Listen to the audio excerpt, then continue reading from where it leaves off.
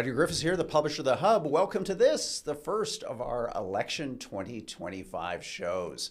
We're going to bring you our best experts and thinkers on the program today. We've got Ginny Roth, Hub contributor and VP at Crestview, and my wingman, Sean Spear, co-founder. Guys, how do we find you today? Great. I am so honored to be the first guest on this inaugural live stream. It's exciting. Yeah, Sean, great to see you. I want to start because both of you share a distinction that I don't, which is you have worked on campaigns. You know what it's like to be in the war room on day one. So Ginny, let me come to you first. We'll go around the horn in terms of the campaigns. What is the Pierre Poilievre campaign hoping to accomplish on day one? How do you think about day one? What are you trying to do? So I like to think about the days, and they are days, right? In broadcast days, before social media, this sort of 24-hour day concept was really dominant. You know, in a war room, you'd watch the nightly broadcast on the news and say, like, how do we do? You know, how do we stack up? Did we get attacked? Did we get our message out? And that is still, I think, broadly true.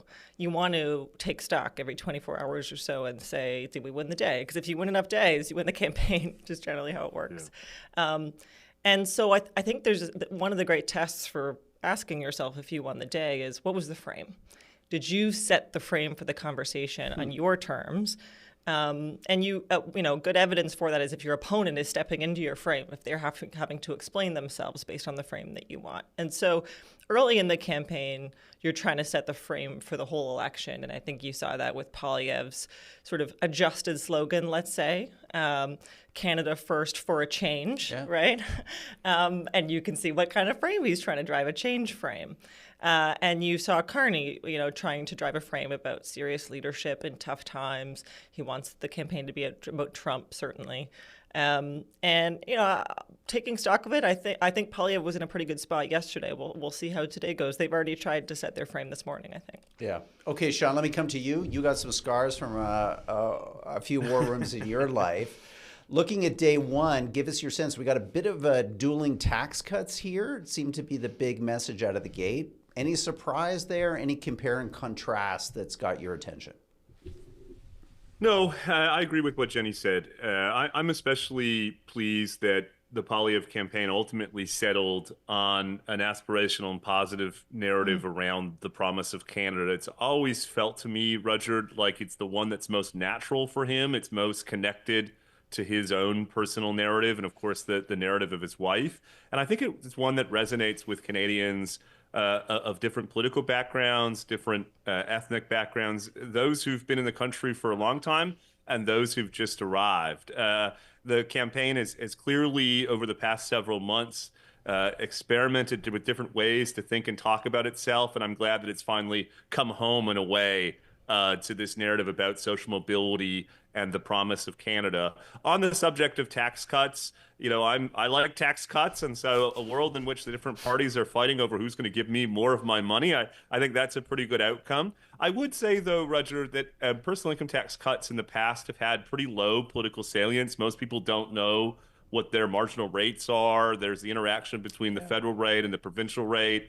And so in some ways, what I see happening over the past 24 hours or so is major announcements essentially canceling each other out. One party has a tax cut, the other party has a tax cut. And so I think what's going to matter is the next few days, do the Conservatives start to put forward ideas that in a way challenge people? We know that they're in favor of liberalizing the rules around resource development. We know they're in favor of cutting taxes for middle income earners. I think tomorrow and the days that follow, it'll be interesting to see if we see something new and different and a way to kind of challenge people's intuitions about Pierre Poilievre and the Conservative Party. So, Ginny, one of the big things we've seen from the Liberals is this big about face, a kind of rejection of a lot of the Trudeau-era policies, and in a sense, an adoption, a lot of the Conservative agenda. What happens in a campaign? Like, how do you deal with that when your opponent is basically taking all the ideas that you've been out there for months, prosecuting the case on, and then pulling them into their campaign? Yeah, liberal shamelessness is hard to hold fast, is quite brazen. Well, first of all, I think you don't let that narrative set in, actually. Like, I think Polyev needs to not repeat that Carney's stealing his policies. If, in fact, I think he needs to point to where there's difference. And I think Sean was getting at this a little bit with the idea that Polyev should have interesting ideas that Carney hasn't thought of and has to sort of try to keep up with and maybe can't. And there are areas where, Carney is straddling quite a broad spectrum of ideology, let's say, right now. A big part of his growth for the Liberal number is coming from the NDP, clearly. The NDP and the Bloc, I think. And so, emissions cap, we've already seen Carney has had to clarify that he is still in favor of the emissions cap, which is essentially a cap on growth, a cap on jobs. We all believe this. And that is an area where I think he's decided I can't move on this. It's too inconsistent with my, decade of advocacy on climate policy. It would alienate NDP voters that I need to win, because he needs an NDP collapse for the Liberals to be successful. I think he should be really challenged on some of the foreign policy areas like Israel, where we know his coalition is very divided. I would be looking for pushing him really hard to pick a side on some of these key areas and really rejecting the premise that they're competing. And the reason I like the emissions cap piece is if both Carney and Polyev are saying the way to grow the economy is to cut taxes and get government out of the way, well, the emissions cap gets government right in your face and stops projects, stops growth, So, I would be looking for a long list of examples of where Carney's actions and policy flies in the face of this idea that he's some kind of business liberal out of nowhere. Sean, what do you... Ginny, isn't there a role... I was just going to jump in. Isn't there a role on that point, Ginny, for local candidates? Typically, we spend a lot of time focused on the national campaign, and for good reason. But across the country, we're going to have liberal incumbent MPs who've been saying and doing things for a past decade and are now going to be running on a campaign that amounts to reversing themselves on a series of issues. In a decentralized campaign fought across 338 ridings, isn't there an opportunity for local conservative candidates to, in effect, challenge the liberal opponents and possibly get them on the record saying things that conflict with the message and narrative that Mark Carney is trying to advance at the national level? Yeah, Sean, you and I know some of the people in the conservative war room, and I don't think they'll shy away from trying to encourage their candidates to drive that wedge. And the wedge you pick will depend on what the riding's like. If you are in a downtown Toronto riding as a Liberal and you're fighting it out with a New Democrat who maybe has a strong ground game, even if Singh is weaker on the national stage. If I'm the conservative, I'm pushing that Liberal to commit to every business Liberal idea in the book, right?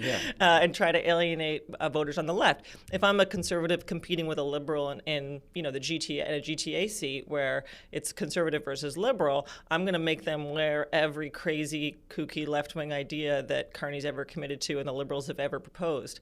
And so that, you're right, Sean, that forced choice, maybe even to the benefit of the Bloc in Quebec, where Carney's got a bit of a boost, but will be in a tough spot when his French isn't up to snuff. As I understand it, he hasn't committed to the TVA debate, which is sort of the notoriously difficult French debate in Quebec. And so as that plays out over the course of 5 weeks or so, hopefully you if you're a conservative, you narrow that appeal that he has on both sides, from the left and the right. Right. Just reminding viewers that we do have a live chat going, and we will go to your questions through the course of this program, our inaugural edition of the Hub's YouTube effort. We're going to be here every day for you at 10 a.m. with, again, as you can tell, some of our best thinkers and commentators. Sean, I want to come to you just as we begin to wrap up and go to our second guest. The NDP, really critical here. Their numbers have collapsed to lows that are kind of historically abnormal. What's your sense here? What does Jagmeet Singh have to do to resurrect some of the fortunes of his party? He's got 36 days. He's got some runway. What's your recommendation? It's interesting, isn't it, Rudyard? Up until now, Jagmeet Singh has pulled his punches on Mark Carney, and we can speculate maybe in a minute about what would explain that. But on the face of it, Mark Carney represents a perfect type of liberal leader for the New Democrats, doesn't he? One with a lot of ties to big business. Goldman Sachs, for goodness sakes, in a way, the kind of symbol of I think it was called, Sean, the vampire squid, the giant vampire squid by Matt Taibbi. This is a guy who's been in the belly of the giant vampire squid. Precisely. And one could argue his signature policy in the past week is reversing the Trudeau government's class warfare politics and reversing the tax hike on capital gains. For all of those reasons, the New Democrats should be able to litigate the case that they're the only true progressive party in this campaign. If they can do that effectively, they should be able to push their vote up in a way that potentially creates splits in some of the key ridings for the Conservatives. What worries me a bit, though, Rudyard, is that Jagmeet Singh isn't looking at the immediacy of this election campaign. He's thinking about its aftermath and the potential for the New Democrats to enter into some type of governing arrangement with the Liberals. And I think that, in a way, will be at the back of his mind when he's making these judgments about how far to lean in and go after Carney and what ought to be a series of vulnerabilities vis-a-vis the New Democrats. Yeah, I agree with Sean, although I think that's flawed logic on the part of Singh, because if they do poorly enough, if I'm Carney, I'm looking at the Bloc as a dance partner. The Bloc increasingly is a left separatist party, or center-left separatist party, depends on the day. They're sort of populist. It depends on the issue. They're certainly not right of center the way you might have thought that they would have once been.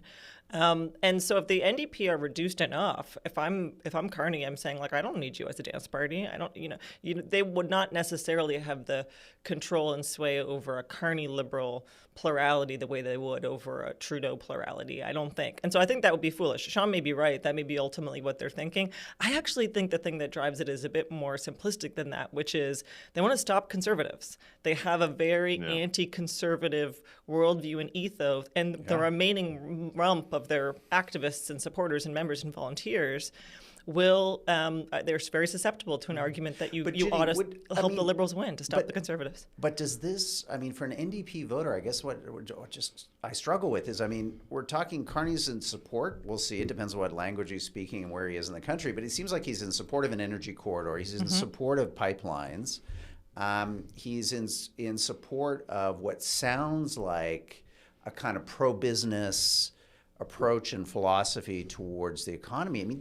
I thought these things were just antithetical to NDP voters. Well, and to your point, he's a banker. I think actually the class cultural difference piece should be, if you're an NDP strategist, you should be ruthless enough to say, I'm going to play hardball with this guy. And you do, to give them some credit, you do see some digital ads coming out that talk about his past, talk about the roles he's played.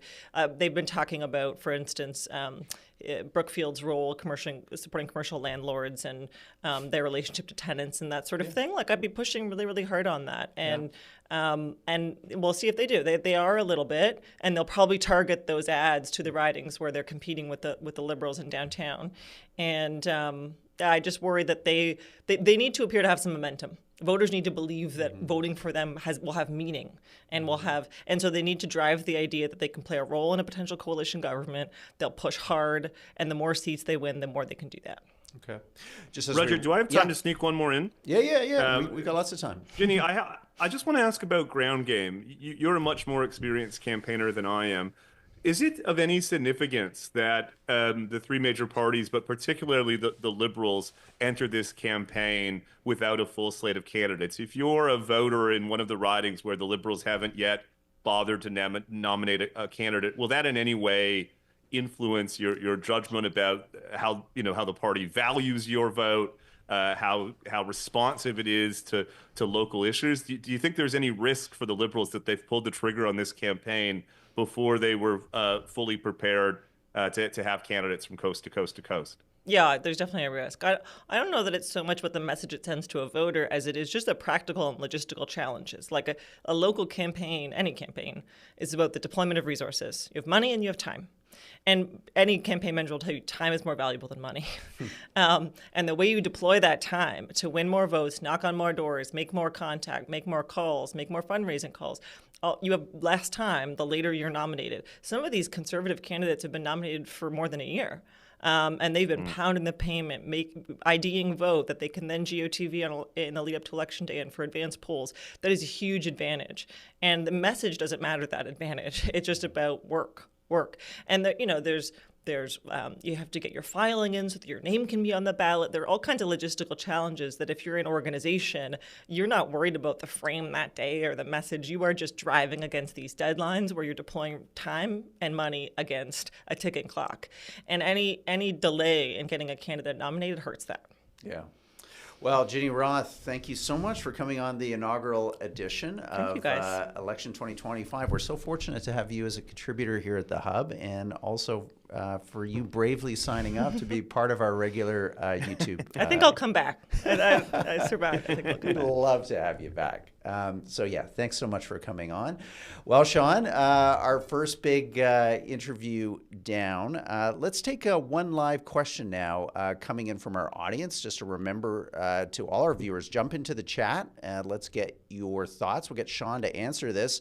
Bill's asking, is reversing policies hypocrisy or listening to the voters and adapting to a changing environment?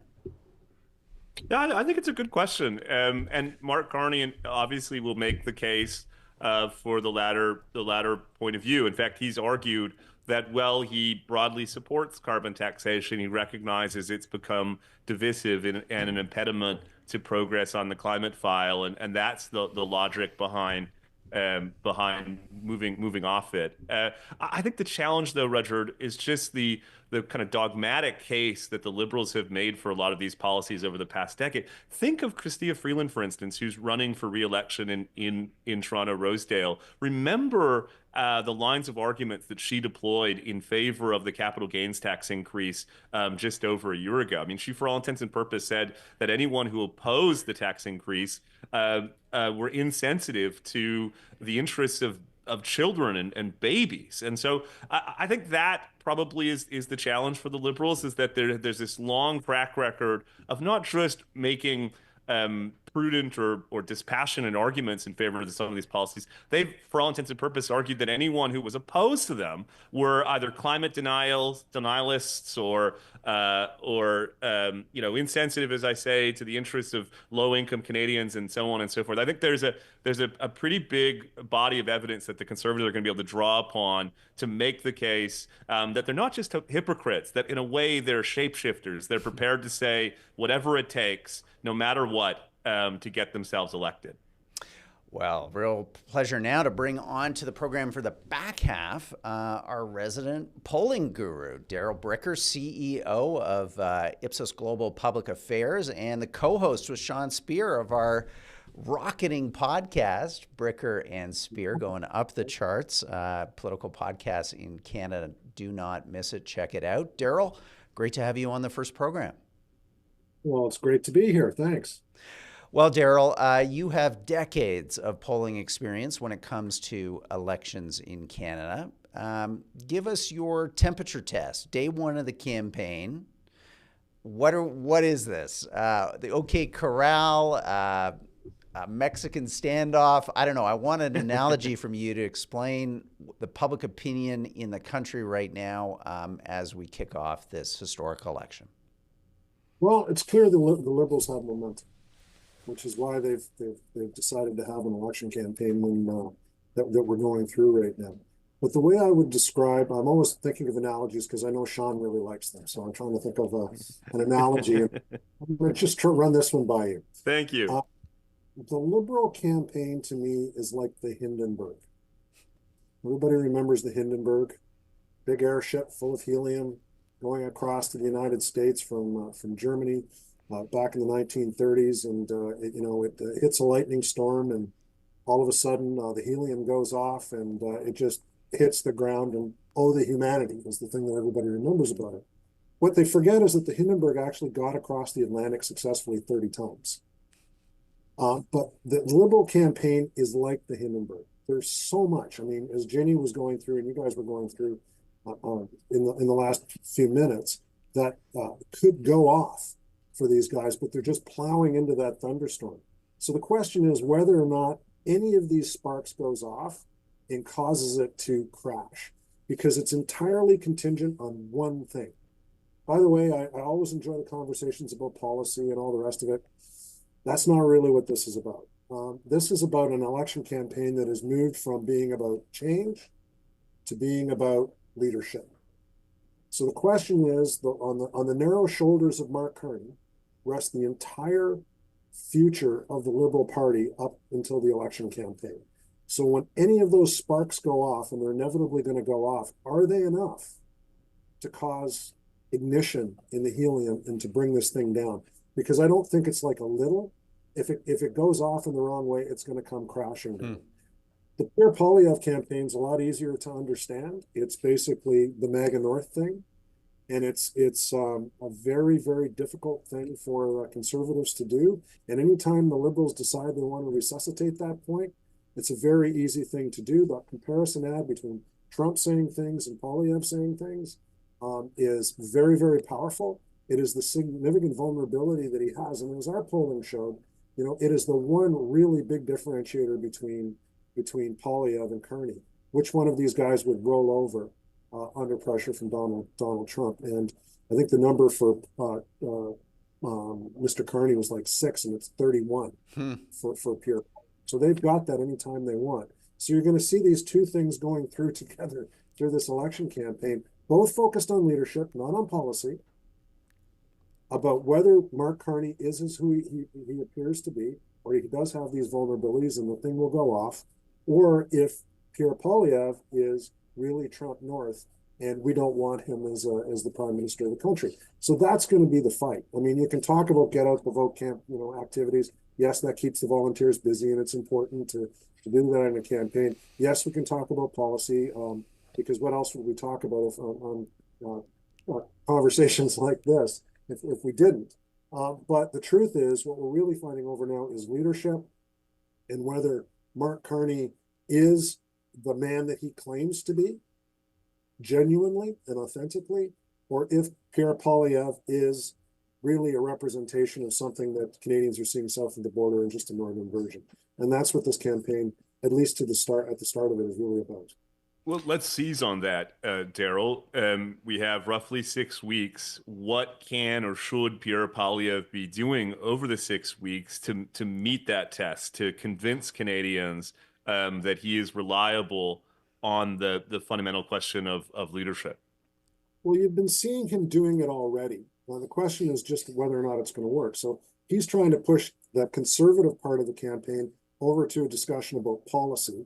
And if you take a look at the mood that he's been trying to generate in his rallies and when he's been presenting himself, it's not just a critical one. It's one of he occasionally has a smile on his face. He occasionally looks like he's excited about the future. Occasionally, he's trying to generate a more positive image. And I think that works well for him.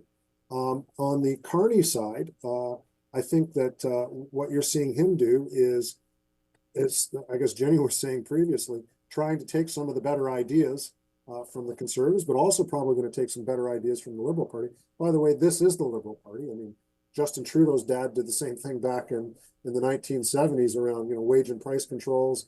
I mean, we've seen this kind of behavior from the Liberals forever. This is what contagion from the left is all about. Political scientists would know what that means. But this idea that you would be a bit of a shapeshifter and you'd take whatever the best ideas were, you're not really an ideological party, and you're just going to try and present an offering during the context of an election campaign that's a consensus type of offer that's big enough for the public to buy into. So I think that's what Carney's trying to do all the time, trying to avoid those sparks. And Poilievre is trying to develop a more positive demeanor and trying to present substantive policies to force the Liberals to respond. Talk to us, Daryl, about the NDP. The NDP support right now is well below the historic norms. If you go back and look at the last few elections, on election day, traditionally the NDP is a good 4, 5, 6 or more points higher than where they are at this moment. Should we expect a bit of a rebound for the NDP? And if we did, how would that benefit or hurt the Liberals and Conservatives? Well, one of the things that's really emerged in Canada is that there's now a conservative voting coalition and there's a progressive voting coalition. And the progressive voting coalition is split between two parties. The conservative voting coalition is really split, is consolidated around one. That's what the big shift back in the 1990s through the 2000s really did. It created a single conservative movement. There's no longer a Western conservative movement, and there's no longer a kind of whole progressive conservative movement they've got together. It was interesting when the Prime Minister resigned a few weeks ago, that in his presentation, he didn't talk just about the Liberal Party, he talked about progressive voters. So the Liberal Brain Trust gets this. This is how Justin Trudeau won the elections that he did. He was able to sufficiently collapse the NDP vote so they didn't create the splits that worked for the Conservatives the way that Sean was discussing. So the problem that the NDP's poor performance is creating is not just for the NDP, it's also for the Conservative Party, because they need the NDP to be better. But the one problem that the NDP seems to have at the moment is they have a leader who is not a politician. He doesn't seem to know. He doesn't seem to care about it. Yeah, it's strange. I mean, why do you think even in the last few weeks, Jagmeet Singh has not been prosecuting any kind of case against Carney? He's been kind of MIA, frankly. Yeah, he should have taken them down a year ago. If Jack Layton would have been the leader, he would have done it. And the reason, and it was clear to anybody who was looking at it, if you don't take them down now, you're giving them a year to, or up till October of this year, to get their act back together. You give them back the timing of the election campaign, and guess what? You may not be running against Justin Trudeau. And your best chance to get back on the agenda as the leader of the progressive movement in this country, like Jack Layton was, is to pass them in an election campaign. And he didn't do it. Yeah. So now he's stuck at 10%, at least in our polling. Maybe he'll go up a little bit. One of the things that we saw in the Ontario election, though, Richard, was that the NDP really underperformed the Liberals in the provincial election campaign, but won very many more seats. So even if they've got a more consolidated vote, it tends to be a pretty efficient vote. Yeah. Let me ask Daryl about a subject that we cover a lot on our biweekly show, and that is the political realignment. I note, for instance, that in the past several days, Pierre Poilievre has made major announcements flanked by trade union representatives, something that would have been unthinkable, less than a decade ago. The Conservative Party has ambitions on competing in working class strongholds through Northern Ontario, including my hometown of Thunder Bay, parts of the Maritimes, and working class parts of British Columbia. Is there a possibility here, Daryl, to add to the pre-existing Conservative coalition new and different voters, including those from the working class? And if so, what will you be looking for to see if this is indeed a political realignment election? Yeah, in fact, that's what we are seeing. I mean, when you take a look at the polling right now, who's voting for the Liberal Party? Old people. Who's voting for the Conservative Party? Young people. Who's voting for the Liberal Party? Tend to be better educated. You get younger women more interested in voting for progressive options. But the better educated, the better established, the people who are trying to hold on to the Canada that they remember. And then on the other side, you've got the people who, for them, Canada's not working. And so that is a lot of working class voters. It really is interesting. It's completely flipped from the way that it used to be, where you would get a lot of kind of affluent, upper middle class people voting for the Conservative Party. No, they vote for the Liberals now. The Conservative Party is really plugged into this thing. When Pierre Poilievre says that Canada's not working, that group of people for whom it's not working, because they don't feel they can get the house that they should be living in, they don't feel secure in their job, all of their life feels precarious, they can't start the family they want to have, all of those things that they thought was the Canadian promise isn't working for them. When Pierre Poilievre says that, it has appeal. So I think that there is potential for realignment, definitely. Well, we're seeing that already. Daryl, we are going to say goodbye to you because we're going to tire out your voice over the next 36 days. You very graciously offered to be our regular kind of polling impresario, to give us your 30-plus years of political experience looking at the polls. So fortunate to have you as part of the Hub's Daily YouTube and podcast on the 2025 election. Thank you so much, buddy. It's a privilege. Thank you very much. Well, that's going to wrap up our show today. I want to thank all of our listeners and viewers for tuning in. Sean, great to kick this off with you. I'm excited. I'm feeling good. I know you are too. The Hub is locked and loaded for this campaign, and we're going to enjoy engaging with our community and our listeners each and every day.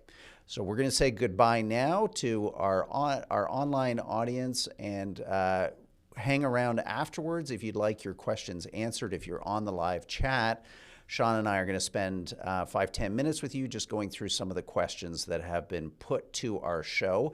If you're listening to this on our podcast feed and you want to be part of the live stream, just head over to the Hub's YouTube page, Hub Canada on YouTube, and you can catch us each day live at 10 a.m. Eastern or on demand.